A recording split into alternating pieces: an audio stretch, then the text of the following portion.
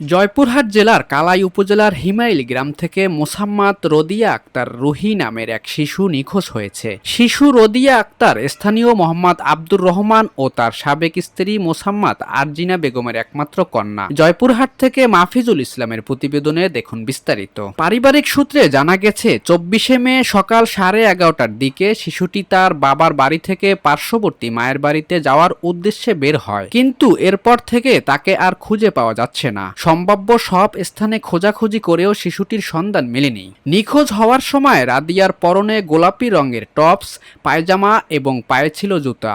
শিশুটি শ্যামলা গায়ের রং ও হালকা চিকন গঠনের। পরিবারের পক্ষ থেকে জানানো হয়েছে, ঘটনার দিনই শিশুটির মা কালাই থানায় একটি সাধারণ ডায়েরি করেছেন। এছাড়াও র‍্যাব ৩, সিপিসি ৩ জয়পুরহাট ক্যাম্পেও অভিযোগ দায়ের করেছেন শিশুটির বাবা। এ ঘটনায় হিমাইল গ্রামের স্থানীয় দুই ব্যক্তি মোহাম্মদ মনসুর রহমান ও মোহাম্মদ সবুজ হোসেন সাক্ষী হিসেবে জানিয়েছেন যে তারা বিষয়টি অবগত রয়েছেন। শিশুটিকে খুঁজে পেতে আইনশৃঙ্খলা বাহিনীর সহযোগিতা কামনা করেছেন তার পরিবার।